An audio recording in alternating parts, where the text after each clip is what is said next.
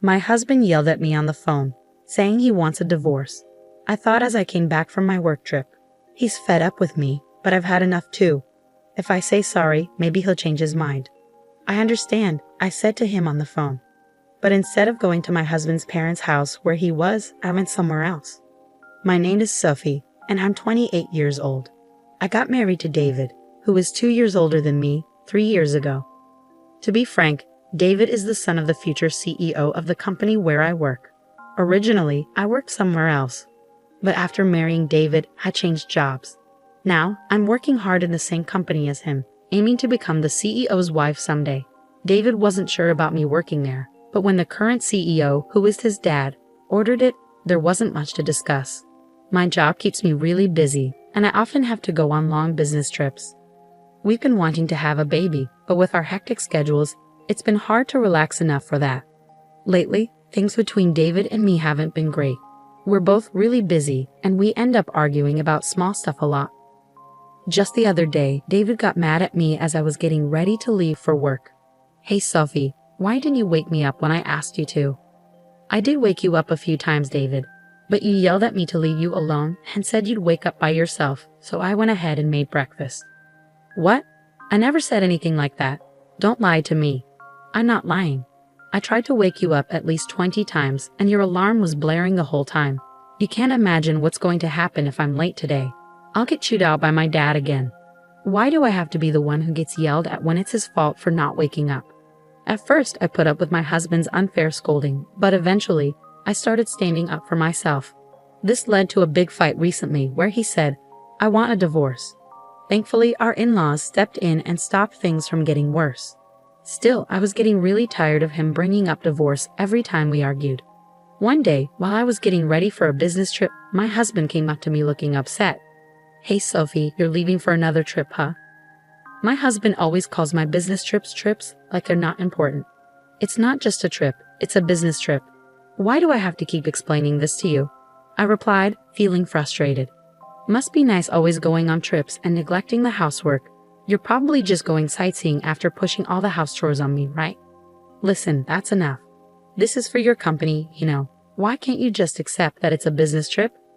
I can't imagine how it's like to be a rookie like you going on a business trip. Being so useful is pretty much just like a trip. What the hell is wrong with you? Can't you tell the difference between a trip and a business trip?" "Well, it's the truth, isn't it? You say I'm dumping the house chores on you, but you've never done anything around the house when I'm away on a business trip. When I'm not around, my husband only ever orders takeout, leaves the laundry piled up, and doesn't even take out the garbage. Despite doing nothing, his attitude gives me so much stress. Even the divorce drama last time was all because of his personality. Even though we both work and spend the same amount of time on our jobs, all the housework is left to me. On top of that, he acts all superior and domineering, which I couldn't stand.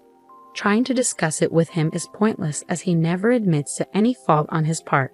Instead, he always turns it around and blames me. As I continued getting ready for my business trip in silence, my husband started yelling at me again. For goodness sake, the wife of the future CEO shouldn't be taking business trips so lightly. If you're not assertive like me, the other employees will walk all over you. That's exactly why I'm working hard.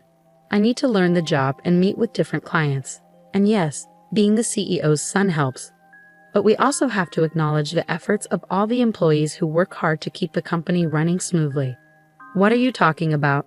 The company's success is because of the hard work of all the employees, not just because you're the CEO's son. You should work as hard as everyone else. At those words, my husband got really angry and shouted, "What do you mean, work harder?" The other day, I overheard some employees talking.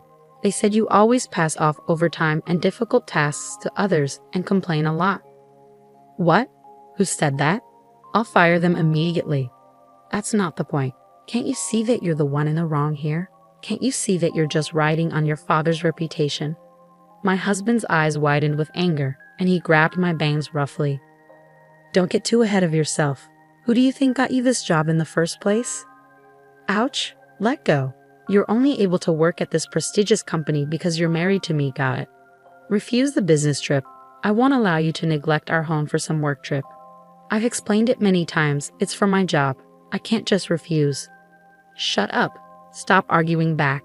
You married me, so you should just listen quietly to what I say." Suddenly, his grip on my hair loosened, and I stumbled back onto the floor. If this argument keeps going, it might end up in another threat of divorce. I managed to push my husband out of the room and focus on getting ready for my business trip. When I come back, I'll have to deal with a week's worth of chores piled up by my husband. I bet the laundry will still be there, and the trash will be overflowing.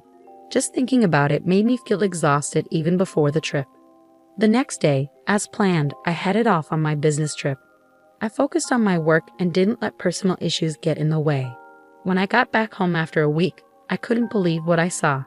I'm back. The house was sparkling clean, just like the day I left for my business trip. It was a pleasant surprise. Thank goodness. Maybe David finally understood how I felt. Perhaps he had a change of heart and decided to help with the housework. Just as I started feeling relieved that my husband was being more supportive, I saw divorce papers on the table. What's this? There was a note next to them saying, "I'm going back to my parents' place. We're getting a divorce." Panicked, I quickly called my husband, and he picked up right away. "Huh? Did you even read the divorce papers?" His casual tone angered me, and I snapped back. "Wait, are you seriously talking about divorcing me?" "Of course. You'd be in trouble if I did, wouldn't you?" "Don't talk about divorce so casually." Then my husband, sounding smug, said, "If you're going to take it that seriously," and started laying out conditions. "If you start taking care of the house and listen to me, I might think about canceling the divorce. But of course, no more trips." "What?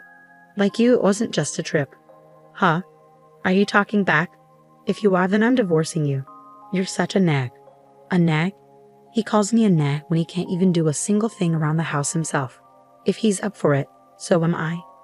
Fine. If you don't want to get divorced, then come and apologize. Do you understand? Holding back my urge to argue, I replied calmly, "Okay, I understand. You should have listened to me from the beginning. Now come quickly." With that, he hung up. Instead of going to my in-laws' house where he was, I headed to City Hall. I submitted the divorce papers and they were accepted without any trouble. I was officially single again. 3 hours later, while I was packing up at home, my ex-husband came back with his mother, probably fed up with waiting for me. As soon as they saw me, they started hurling insults. "Hey, how long are you gonna keep me waiting? That's right, you're a failure as a wife, yet you're out having fun. You should be taking care of David." "Taking care of? How old is David? He's older than me, isn't he?"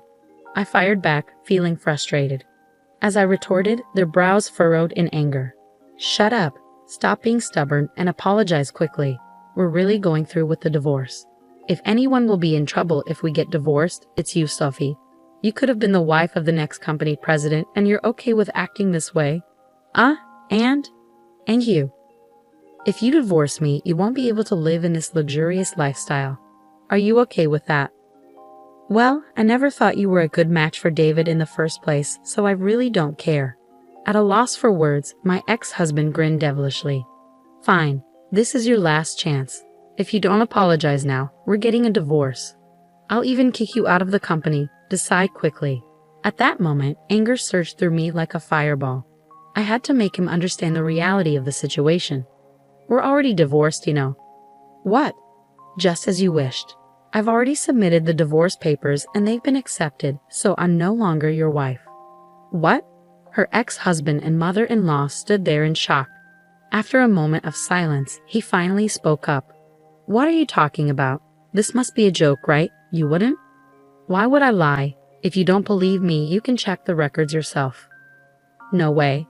Suddenly, the mother-in-law, who had been listening, started to shout. "Wait, Sophie, what have you done? You've put divorce on David's record, our future CEO. It was your son who gave me the divorce papers first. All I did was submit them." "Stop making excuses. Cancel the divorce right now. Do you understand? I'm sorry, but once the divorce papers have been accepted, they can't be canceled. And I have no intention of canceling anyway." "What?" The mother-in-law was speechless, and the ex-husband just hung his head in defeat. Ignoring them, I continued, "I'm tired of being ridiculed every time I go on a business trip and having to juggle work and housework every day. As far as I'm concerned, you're nothing but a burden. So Sylvie, calm down. Calm down. I'm perfectly calm. What's the point of being married if it's just a title? All you care about is yourself, isn't it? I didn't mean it like that. Do you realize you're losing your status as the CEO's wife? Are you okay with that? I didn't join your company to become the CEO's wife. I don't know how much you've been spoiled, but I didn't marry you to take care of you. Are you really willing to give up this lifestyle? If you just wait a little longer, you could become the CEO's wife. I absolutely refuse to keep being your caretaker. I'm not your mother. Just go and live your life on your own. With an intensity like never before, my husband was completely teary-eyed. His mother-in-law took her turn, stuttering out her final provocation. What if you divorce David? You'll also lose your job. And what if I do? What? I've already informed your father that I'll be quitting the company. What? The mother-in-law and ex-husband's eyes widened in surprise. To confirm, my ex-husband started calling his father. After a few rings, his father answered, and he put the call on speaker. Dad, listen to this. Sophie decided to divorce me on her own. Yeah, I heard. She told me she's quitting the company too. She's so selfish. Can't you fire her immediately with your CEO powers? Well, I guess I should fire someone ASAP. You. Yeah, that's right. Wait, what? Instead of the stunned ex-husband, his mother-in-law turned to her husband. What do you mean by that? There's nothing to explain. David is a liability who doesn't contribute anything to the company. I'm disappointed in his work ethic. Wait, what? How can you suddenly say that about our son? Stay quiet, the father-in-law firmly told his wife. David, your performance at work is lacking.